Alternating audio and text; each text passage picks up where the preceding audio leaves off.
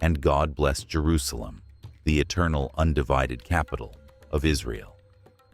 The night began like any other in Jerusalem, a city where every stone whispers of history and every shadow carries the weight of prophecy. From his official residence, Benjamin Netanyahu, Israel's leader, was consumed by the endless demands of his role. Beyond his windows, the holy city glittered under a canopy of stars, serene yet ever watchful. But that night was destined to be anything but ordinary. As he pored over a stack of national security documents, a strange feeling crept over him. It wasn't fatigue exactly. It was something deeper, something that tugged at his soul. A quiet, insistent call, urging him to step away from the weight of his responsibilities. Almost instinctively, he obeyed the call.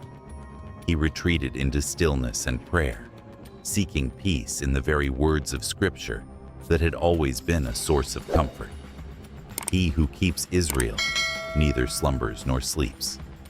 Closing his eyes, he sought clarity, but instead, the world around him vanished. In its place, a light appeared, impossibly bright, yet strangely calming. It surrounded him completely. As the light softened, he found himself no longer in his office, but standing in an endless valley, vast and barren, hauntingly quiet. The air was thick, charged with a presence he couldn't name. Far off in the distance, a figure appeared, glowing with a light that was not of this world. The figure stood still, yet radiated an unmistakable sense of purpose. It reached across the valley, as if waiting for him. And then, a voice, powerful, rich, full of authority, spoke, breaking the silence. The very air seemed to tremble with its weight. "Benjamin," the voice echoed, "I am the one who has guarded this land since the beginning of time. You are the leader of Israel, but your role is greater than governing. You are called to be a witness to the signs of the times, a herald for my people." Netanyahu's heart pounded as never before. He knew instinctively that this voice was divine, something that could not be ignored. The figure continued, "Look at what is before you." Netanyahu turned, and the sight before him sent a chill down his spine. He saw nations gathering against Israel. Armies were marching, and chaos was spreading like a dark cloud across the earth. Among the hostile nations, he saw alliances that seemed impossible, each one of them turning against God's chosen people.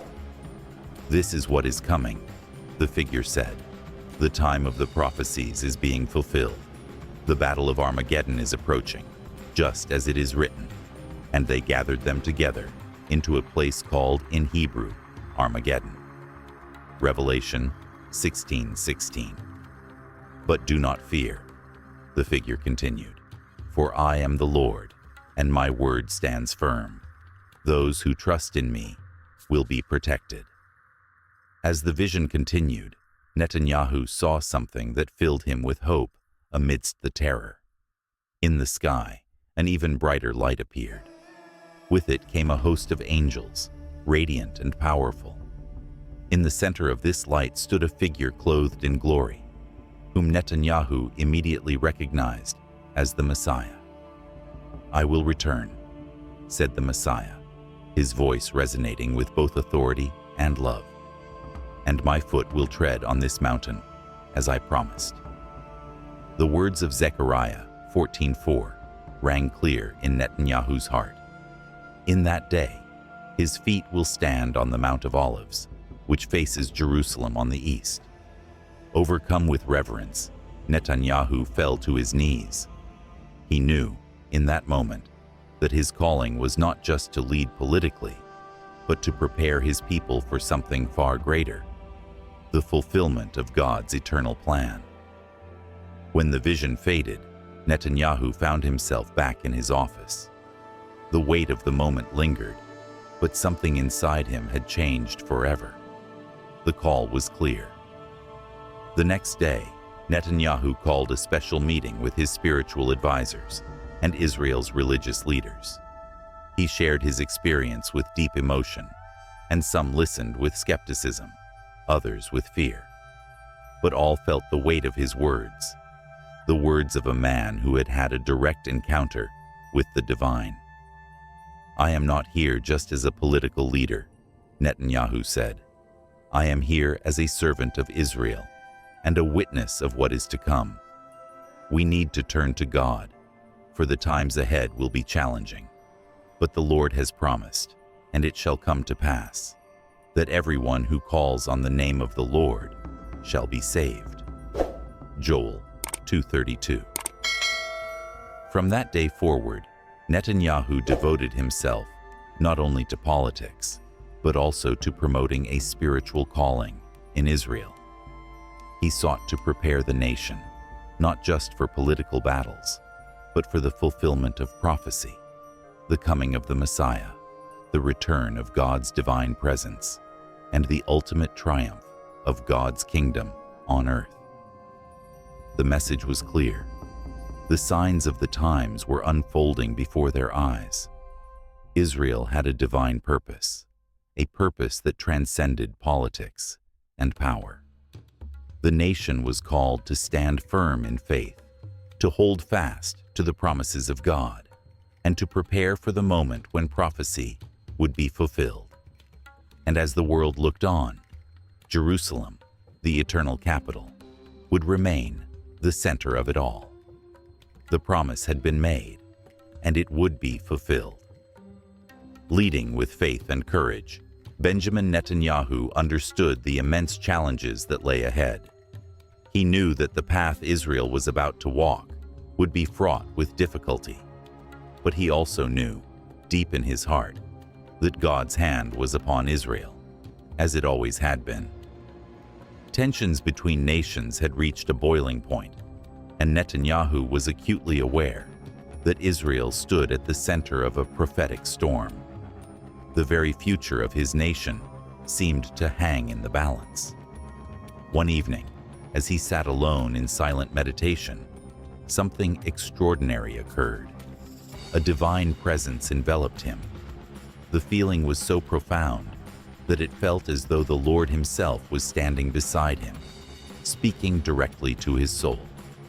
It was as if the veil between heaven and earth had thinned, and Netanyahu could feel the weight of eternity in that moment. Suddenly, a vision overtook him. The heavens parted, and a voice, thunderous and powerful, declared, "Benjamin, listen. Hear the word of the Lord of hosts. The time draws near. The war to end all wars is coming, when all nations will rise against Israel, as it is written. When the 1,000 years are ended, Satan will be released from his prison and will go out to deceive the nations in the four corners of the earth, Gog and Magog, to gather them for battle." Revelation 27:8. Netanyahu knew, without a doubt, that this was no dream. This was God himself, revealing to him the fate of his nation. A deep awe washed over him, mixed with the heavy weight of responsibility. He felt as though he were standing at the threshold of something monumental. And then, the Lord spoke of something that made little sense at first: Wilson's Ark.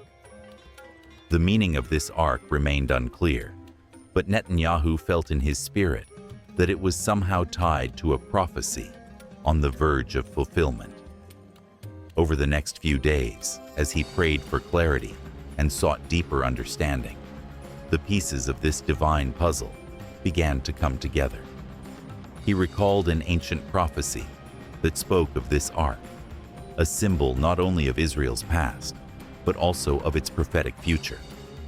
It stood as a bridge between history and destiny, a powerful reminder that God's plans for Israel were far from finished. The prophecy spoke of trials and triumphs yet to come. And now, Netanyahu knew that Israel was on the brink of something far greater than anyone could imagine. Then, just as he began to absorb the gravity of this revelation, the unthinkable happened. In the dead of night, air raid sirens shattered the silence of the early morning. Iran had launched 300 missiles, aimed directly at Israel. For a moment, Netanyahu froze. The scale of the attack was unprecedented, far greater than anything Israel had ever faced before.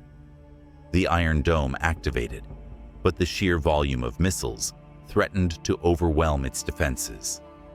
In the crisis room, Netanyahu stood before the screens, watching the assault unfold in real time. His mind raced. Was this the beginning of the battle foretold in the book of Revelation? Was this the moment when the nations would gather against Israel, just as the Lord had said? In the midst of the chaos, Netanyahu clung to the words from Isaiah 41:10. "Fear not, for I am with you. Be not dismayed, for I am your God. I will strengthen you, I will help you, I will uphold you with my righteous right hand." As explosions lit up the sky and the terror of war became all too real, Netanyahu's mind turned to the Lord's promises. This was not only a physical battle, he realized.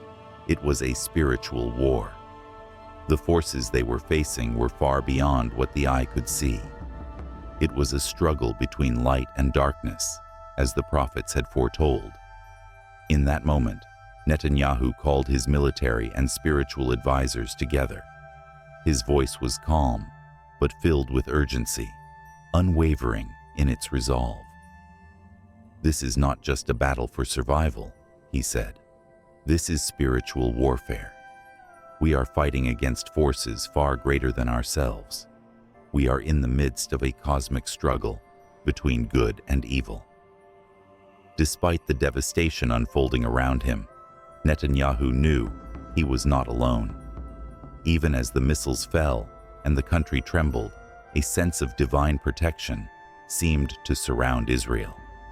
Many of the missiles were intercepted by the Iron Dome, while others seemed to veer off course, as if an invisible force was shielding the nation. "It is the Lord Almighty who fights for us," Netanyahu declared, his faith unwavering.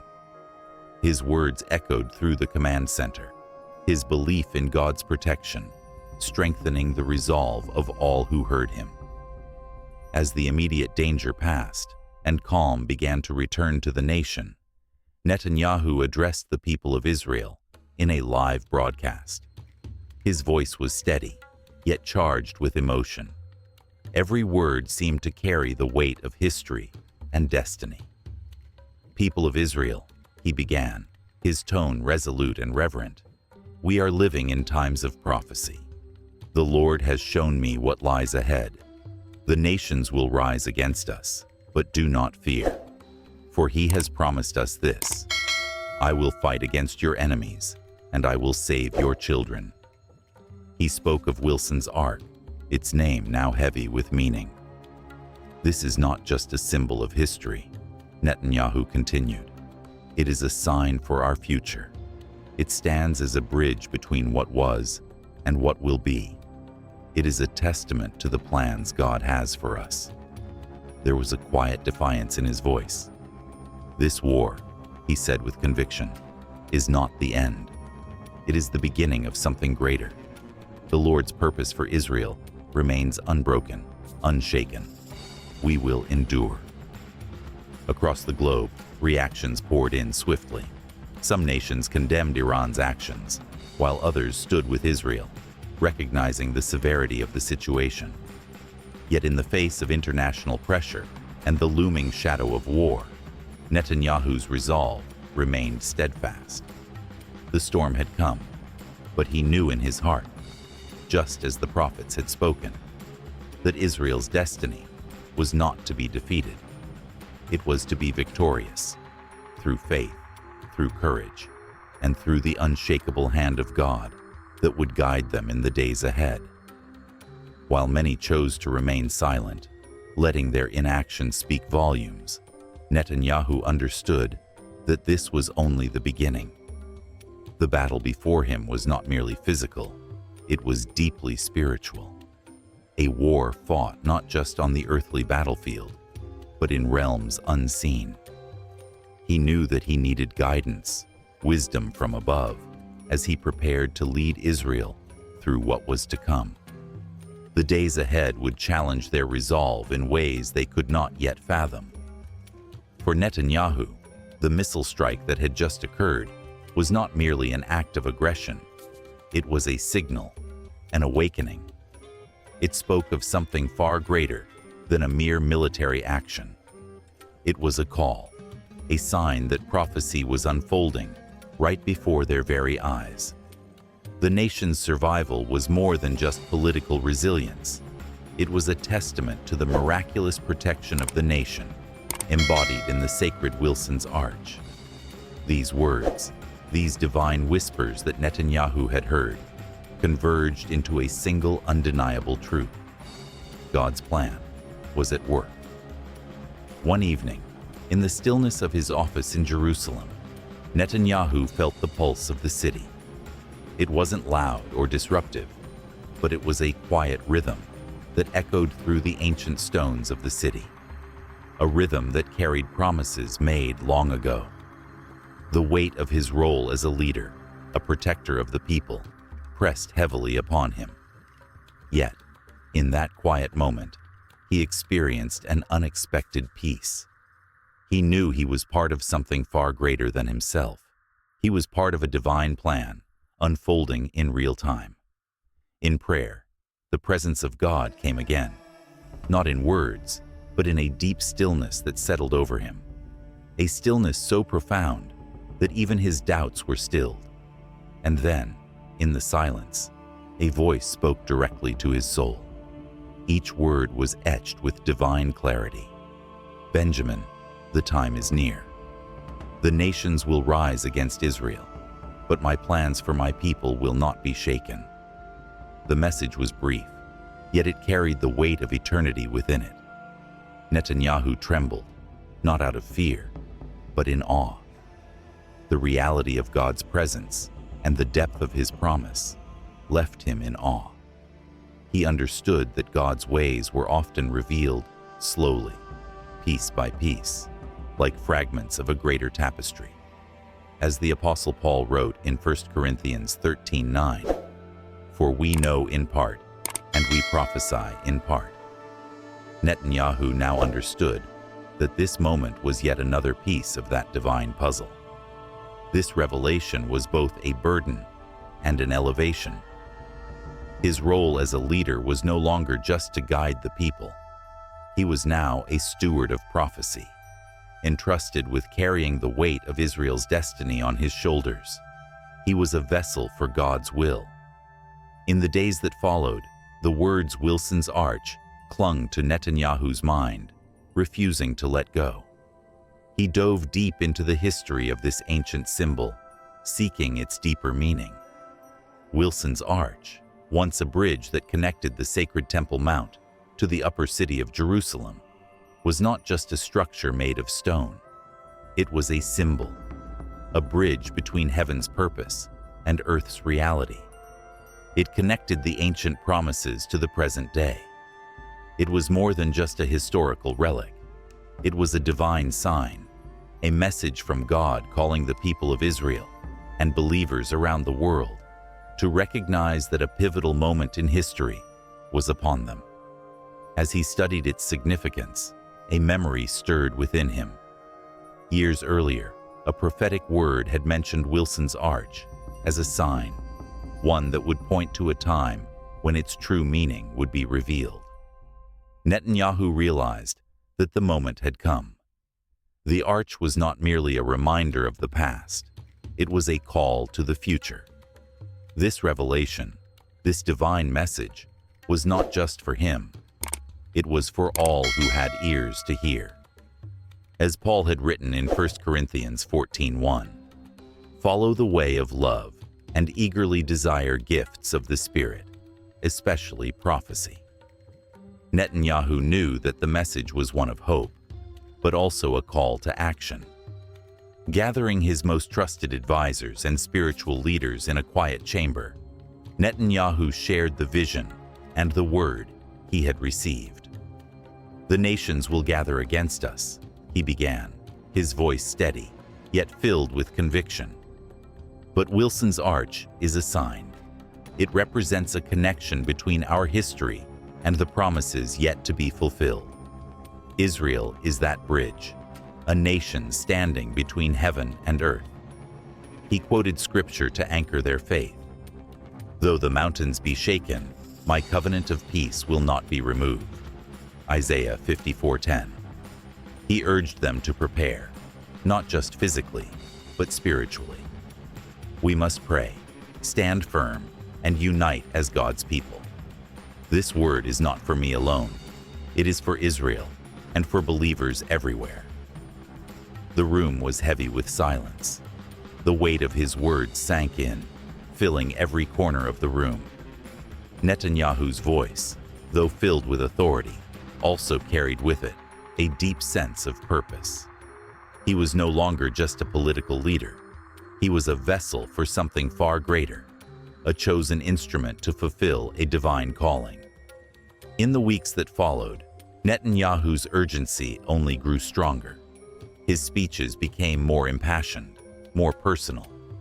In a live address, he declared, "We are not here by chance. The God of our ancestors, Abraham, Isaac, and Jacob, has carried us to this moment. As he was faithful before, so he will be faithful again." Wilson's arch began to take on a life of its own in Netanyahu's speeches. It was no longer just an ancient structure. It had become a powerful metaphor. It symbolized the bridge between Israel's past and its future, a reminder that history and destiny were intertwined. "This arch," Netanyahu explained, "calls us to draw strength from where we've been, even as we walk toward what is promised." But Netanyahu's words were not mere political rhetoric. They were rooted in something far deeper. He leaned heavily on the promise of Scripture. "For I know the plans I have for you," declares the Lord. "Plans to prosper you and not to harm you. Plans to give you a hope and a future." Jeremiah 29:11. Then, one quiet evening, in the stillness of prayer, a vision came to him. A vision so vivid that it left him breathless. He saw Wilson's arch, not as it had once appeared in history, but as it was now, radiant, glowing from within. The stones themselves seemed alive, shining with an inner light that spoke of divine purpose, of destiny unfolding. The arch was no longer just a bridge between two cities. It was a symbol of God's faithfulness, His promises, and His unshakable plan for Israel's future. This was no mere coincidence. This was God's plan in action. And Netanyahu knew that he was standing at the crossroads of history with a sacred responsibility to lead his people through it. It was undeniably divine. Netanyahu had passed by it many times before, but now, as if seeing it for the first time, it seemed to radiate with profound meaning. In the stillness of his spirit, he heard the voice of the Lord. "This arch," the Lord's voice whispered, "is like the prayers of my people. It upholds this nation, carrying it through the storms that are yet to come." The words humbled him deeply. Netanyahu realized that the prayers of the faithful, those whispered in quiet solitude or cried out in desperate need, were an unseen force. They were as vital to Israel's survival as any defense system. Just as Wilson's arch had once supported a bridge leading to the Temple Mount, so too did these prayers hold Israel steady, guarding it against both visible and unseen forces. In the days that followed, Netanyahu began to see patterns emerge. Prophetic warnings he'd once heard began to align with the violence that was now sweeping across Israel. These events, though sobering, served to affirm his belief that God was moving powerfully, even amidst the chaos. When Netanyahu addressed the nation, his words carried the weight of both challenge and hope. "These are difficult times," he began, his voice steady, yet filled with compassion. "But this is not the end. The Lord has promised to be with us through every trial. As it is written, 'When you pass through the waters, I will be with you. And when you pass through the rivers, they will not sweep over you.'" Isaiah 43:2. He cautioned the people against rushing to conclusions. "It's easy to look at these events and think we're at the final chapter," he said. "But the Lord's plans are not for us to rush or define. We must wait, trust, and remain faithful, knowing His timing is always perfect." October 7th began like any other day, but by the end of it, it had become a day Israel would never forget. The sound of emergency sirens cut through the air as reports confirmed the unthinkable. 300 missiles had been launched from Iran, all aimed at Israel. Netanyahu stood frozen for a moment, absorbing the gravity of the attack. This wasn't just an escalation. This was a calculated assault, designed to overwhelm even Israel's formidable defenses, like the Iron Dome.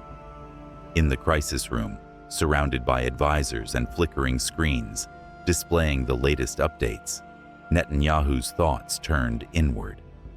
"Is this the moment?" he wondered. "Is prophecy unfolding before my eyes?" Wilson's Arch, a relic of history, suddenly felt urgent and alive in his mind, a powerful symbol of the prayers that had always sustained Israel. Later that day, Netanyahu convened a meeting with his closest advisors and spiritual leaders.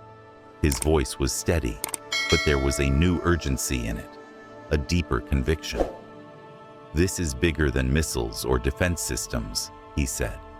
"The Lord has revealed to me the importance of prayer, and now I see why." Wilson's Arch is not just a piece of history. It is a reminder that the prayers of God's people hold this nation together. Without them, we will falter. He paused, meeting the eyes of each person in the room. Allies may waver, diplomacy may fail, but the prayers of the faithful must remain steadfast. Only through them will we remain strong. Though the storm raged on, Netanyahu stood firm in his conviction. He knew, without a doubt, that Israel's true strength came not from its military might or advanced technologies. It came from something far greater. It came from God's promises and the unwavering prayers that upheld those promises. And in this moment, he understood. The faith of the people would always be the greatest shield Israel could ever have.